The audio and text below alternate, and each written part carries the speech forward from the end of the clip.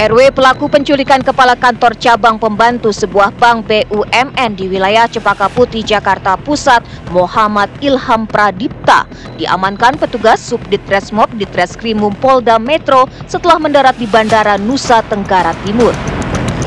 Penangkapan itu dilakukan aparat Polres Manggarai Barat setelah mendapatkan informasi dari Polda Metro Jaya. Terduga pelaku RW melakukan penerbangan dari Jakarta ke Labuan Bajo. Dirinya langsung ditangkap saat turun dari pesawat. Usai ditangkap, RW langsung diserahkan ke aparat Polda Metro Jaya dan langsung dibawa petugas ke Jakarta untuk proses hukum lanjut. Diketahui RW melarikan diri ke NTT usai melakukan penculikan bersama 3 rekannya. Petugas juga sudah mengamankan 3 terduga pelaku terkait kematian Muhammad Ilham Pradipta, yakni AT, RS, RAH di kawasan Johar Baru, Jakarta Pusat.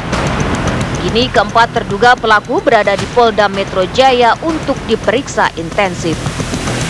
Berikan apresiasi ya untuk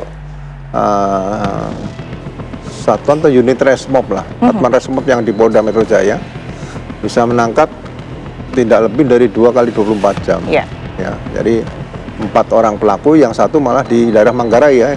Kecepatan itu dan komunikasi itu jarang terjadi lah dalam penyidikan polisi. Jadi saya sekali lagi apresiasi luar biasa. Sebelumnya, aksi keempat pelaku saat menculik korban Ilham Pradipta sempat terekam kamera pengawas CCTV di sebuah areal parkir supermarket di kawasan Pasar Rebo, Jakarta Timur. Sehari setelahnya pada Kamis pagi, jasad korban ditemukan di area persawahan di Kabupaten Bekasi, Jawa Barat. Pakaian yang dikenakan korban terlihat masih sama seperti saat korban diculik, sedangkan kaki dan tangan korban terikat tali, mata korban tertutup dengan lakban. Pertama kan pasti modusnya kan penculikan tadi. Penculikan kemudian dibawa ke satu tempat dan kemudian di perjalanan itu mungkin dianiaya karena diperkirakan kan pagi sudah ditemukan, berarti kan kejadian antara mulai siang itu sore sampai tengah malam sampai pagi itu baru dibuang di daerah Bekasi tanah. Jadi nggak tahu jauh dari TKP kalau dihubungkan ya. Kalau motif itu biasanya kan nanti biasanya harus diungkap dengan ahli-ahli yang ada. Setelah semuanya terungkap, atau mungkin yang empatnya juga bisa cerita. Ini mudah-mudahan ini bisa segera terungkap motifnya apa. Jadi otak pelaku nanti bisa kita rangkai menjadi suatu perbuatan yang latar belakangnya apa kok sampai menyebabkan MIP ini meninggal dunia seperti itu. Dalam kasus ini, Ditreskrimum Polda Metro Jaya menangkap 4 pelaku penculikan dan pembunuhan Muhammad Ilham Pradipta. 3 pelaku ditangkap di kawasan Johar Baru, Jakarta. 1 lainnya diamankan saat tiba di Bandara Komodo Labuan Bajo, Nusa Tenggara Timur. Menurut Kasubdit Resmob Ditreskrimum Polda Metro Jaya AKBP Resa Fiardi Marasabesi, keempat pelaku tidak terlibat dalam kasus pembunuhan, namun hanya terlibat dalam kasus penculikan. Polisi menduga ada sosok pelaku lainnya yang menyuruh untuk menculik hingga membunuh korban. Kalau bahwa orang yang mengotaki ini tidak ingin tangannya kotor, itu sesungguhnya kita bicara tentang seberapa jauh seseorang punya perencanaan sebelum melakukan sebuah aksi kejahatan. Saya tidak menggunakan diksi pembunuhan berencana ya, tapi kejahatan berencana.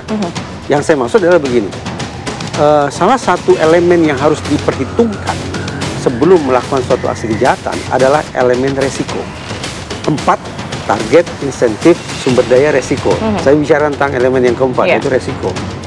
Bahwa seseorang tahu persis setelah melakukan atau berlangsungnya peristiwa pidana tersebut, mungkin dia akan dikejar polisi, dia akan dimintai pertanggungjawaban secara pidana. Nah, sebelum aksi kejahatan itu dilancarkan, dia harus mempertimbangkan sekian banyak hal yang harus dia lakukan guna mengeliminasi resiko-resiko tersebut. Misalnya apa? Ya itu tadi, alih-alih menggunakan tangan saya sendiri, tapi saya justru menggunakan tangan orang lain untuk membuat panjangnya mata rantai kejahatan ini, dengan harapan kepolisian sulit untuk sampai ke titik hulu untuk mendapati siapa sesungguhnya orang yang sudah mengotaki. Keluarga berharap kasus dugaan pembunuhan ini dapat cepat diselesaikan. motifnya dapat terang benderang. Ketahuan motifnya apa, otaknya apa, karena kan selama ini kita masih bertanya-tanya kenapa bisa suami saya yang kata orangnya baik kok bisa diperlakukan tidak baik gitu. Di satu sisi ini kejahatan yang menurut saya mengerikan. Kenapa begitu? Dari sisi ini merupakan contoh perencanaan yang luar biasa buruk. Kenapa saya mengatakan mengerikan sekaligus perencanaan yang buruk? Penculikan itu berlangsung di tempat publik. Ya. Yang bisa kita asumsikan di sana pasti ada sekian banyak orang. Di sana pasti ada CCTV. Di sana pasti mungkin ada petugas parkir yang membuat nomor plat nomor segala macam tercatat dengan baik. Tergolong nekat gitu ya? Jadi bagaimana mungkin aksi kejahatan penculikan, apalagi kalau memang sungguh-sungguh diingatkan untuk membunuh, dilancarkan dengan modus sedemikian rupa? Ada sekian banyak saksi, ada sekian banyak rekaman CCTV, ada jejak-jejak kejahatan yang dengan mudahnya akan bisa ditelusuri oleh pihak kepolisian. Jadi mengerikan karena kemudian ada sekian banyak orang yang sedemikian nekat melakukan aksi itu di tempat terbuka. Tapi dari sisi ini juga mencerminkan betapa buruknya perencanaan yang mereka lakukan. Mengingat mereka 4 orang, bahkan perkiraan lebih dari 4 orang, kenapa aspek perencanaan ini tidak bisa mereka susun secara lebih matang? Jadi nggak bisa dibilang bahwa ini pelakunya adalah pro begitu ya? Karena itulah sesungguhnya tanpa mengurangi rasa duka kepada keluarga korban, tapi izinkan saya untuk detik ini masih bertanya-tanya. Apakah ini pembunuhan? Ataukah ini pembunuhan berencana? Atau jangan-jangan yang paling minimal adalah jangan-jangan ini penganiayaan yang mengakibatkan seseorang meninggal dunia.